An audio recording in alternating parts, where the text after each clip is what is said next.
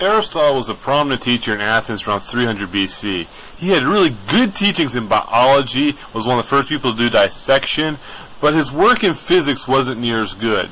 He said that heavy things fall faster than light things, and that items fall with a constant velocity. Furthermore, in astronomy, Aristotle said that Earth was the center of the universe, and that everything in outer space orbited around the Earth in perfect circles. Over the next 2,000 years, Aristotle's teaching became the predominant understanding in science. Everyone thought Aristotle was right with what he said about science. And it was into this world that Galileo Galilei was born. Galileo is called the father of science because he's the one that really started testing his ideas and doing experimentation. And what he found was that when he dropped heavy items and light items, that they fell at the same rate. And it wasn't a constant velocity, but it was a constant acceleration. So what he found was heavy things and light things fall at a constant rate.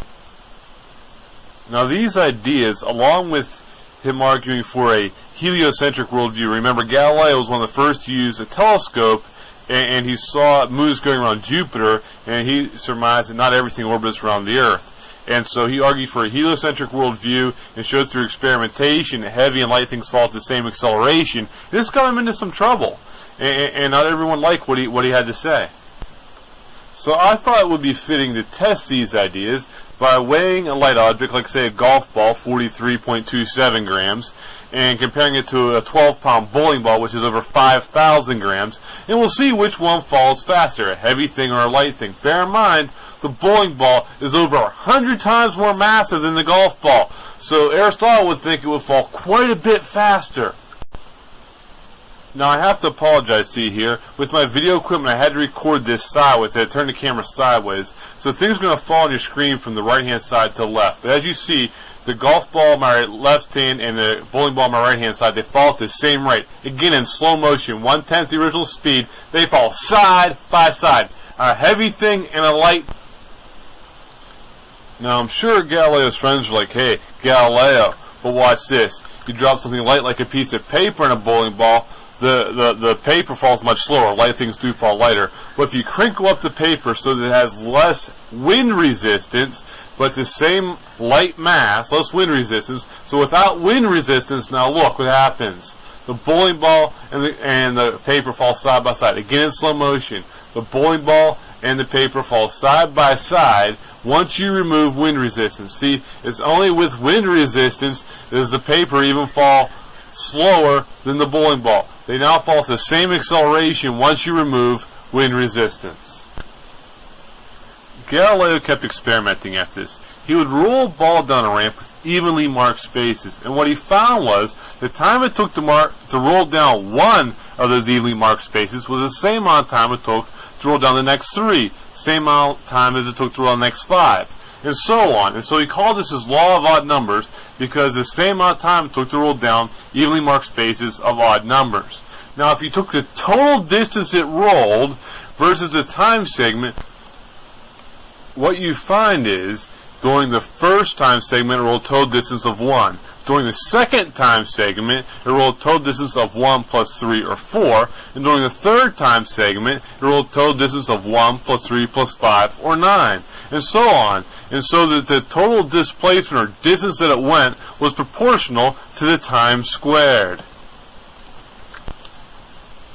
Now Galileo used this information to come up with three kinematics equations that describe the nature of motion. Okay, the first one says the total displacement equals the initial velocity times time plus 1/2 the acceleration times the time squared. Now I should point out your textbook uses an x instead of a d for displacement, so it would say x equals instead of d equals.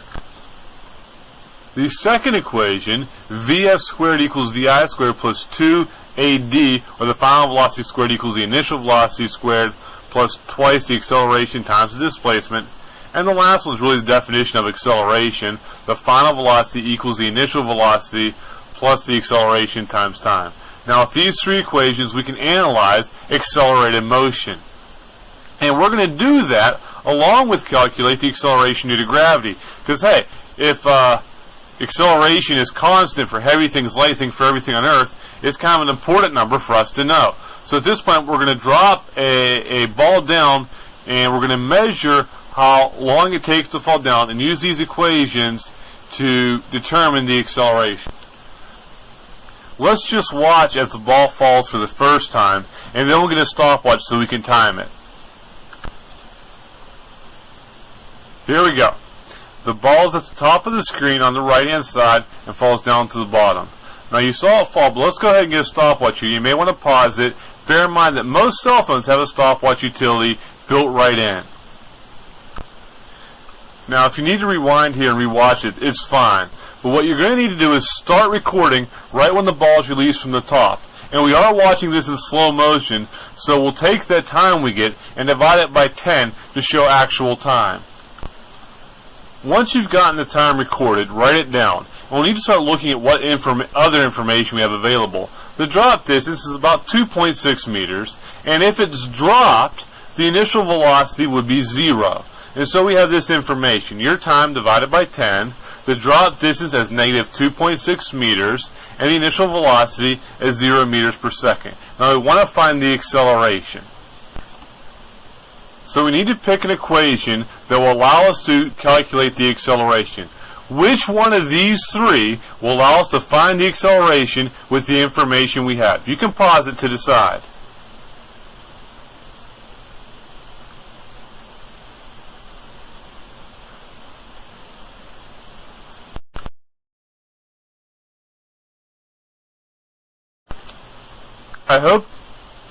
I hope we all pick d equals VIT plus 1/2 AT squared, because that is a proper equation.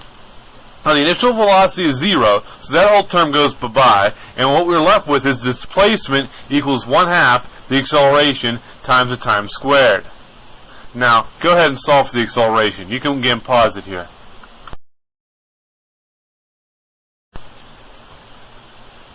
Did you get an acceleration of negative 9.8 meters per second square? I hope so, because that is the accepted value for the acceleration of gravity on Earth. It is a very important number. So important, in fact, that we give it its own letter, or symbol to represent it, or little g. Little g represents the acceleration of gravity on Earth, which is negative 9.8 meters per second squared.